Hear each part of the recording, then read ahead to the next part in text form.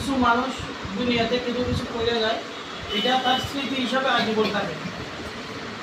তো অনেক সময় আছে যে এই যে বদির কল্যাণ সংস্থাটা করা হয়েছে, অনেকে আছে যে এটা উদ্যোগ নেয়, বাট এটা উদ্যোগ নেওয়ার চেয়েও বড় চ্যালেঞ্জিং হলো না যে এটা মানে সুন্দরভাবে এটাকে পরিচালনা করাটা। কিন্তু যারা এটার উদ্যোগ নিয়েছে তার মনটা যদি বড় মনের থাকে যে এটার থেকে আমি বেনিফিটেড হওয়ার লাগে না, যে আমি মরে যাব, এটা দুনিয়া যতদিন থাকবে বদরিয়া যারা দুনিয়াতে আসবে এই সংস্থার মাধ্যমে সে তার জীবনটাকে চালাই যেতে পারবে, এই সংস্থা তার লাইফের লাগে হেল্পফুল হয়ে দাঁড়াবে। যদি আপনাদের চিন্তাধারা এরকম থাকে সেক্ষেত্রে আপনারা এটার যে কমিটির পরিচালনা কমিটির মধ্যে যারা থাকবেন ওনারা নিঃস্বার্থ থাকবেন, চিন্তা থাকতে পারবে না যে আমার ভাই সভাপতি হইব, আমার আরেক ভাই প্রেসিডেন্ট হয়ে যায় যেটা এই এমডি হইব, আরেক ভাই ক্যাশিয়ার হইতে হইব, এরকম কোনো চিন্তা থাকবে না। যদি আপনাদের এই কষ্টটা ডেডিকেশন করা থাকে আল্লাহর জন্য অথবা মানুষের জন্য হেল্প করার লাগে, তাহলে আপনাদের এই মনটা থাকবে যে আমরা কোনো স্বজনপ্রীতির কারণে, আমরা কোনো পদ পদবীর লোভের কারণে আমরা এই অর্গানাইজেশনটা নষ্ট হতাম না।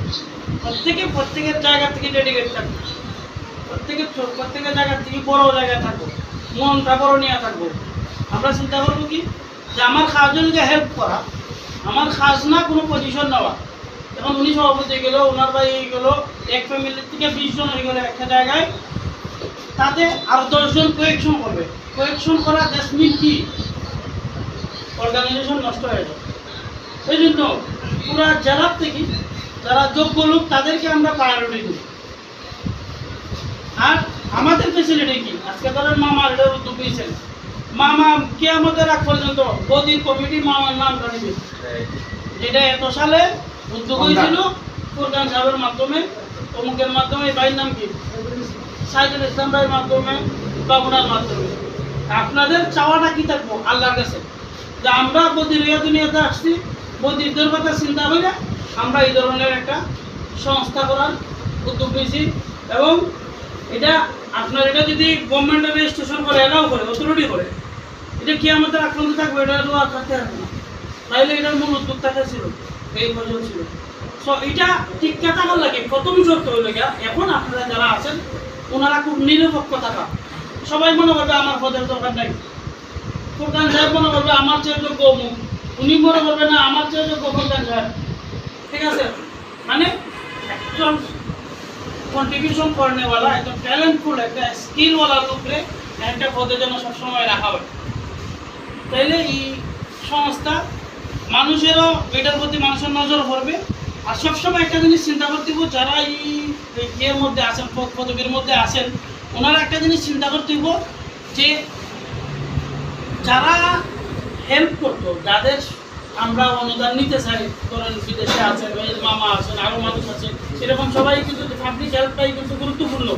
কেউ যাতে এটার অর্গানাইজেশনের কোনো শৃঙ্খলা নিয়ে প্রশ্ন না তুলতে পারে। যখন সবাই বুঝবো যে অর্গানাইজেশনটা কোনো ব্যক্তির স্বার্থের জন্য হয়েছে না, ফুরকান সাহেবের স্বার্থের জন্য হয়েছে না, ওনার নাজমুল সাহেবের স্বার্থের জন্য হয়েছে না, এটা সবার একটা কল্যাণের জন্য, যারা বদিরিয়া প্রতিবন্ধী দুনিয়ার মধ্যে আসবে এদের জন্য করা হয়েছে, তখন সবাই নিজের ইচ্ছায় দেবে, চাওয়া লাগতো না। ওটো আইয়া দেব যে আমি তোমার 50,000 টাকা তার কল্যাণ ফান্ডে দিলাম, আর এই জন্য আমি 5 লাখ টাকা কল্যাণ ফান্ডে দিলাম। ঠিক আছে, মূল জিনিসটা হলো গিয়া এই যে মানুষ অনুদান দিবে ডিপেন্ড করে অথরিটির উপরে, মানুষের উপরে।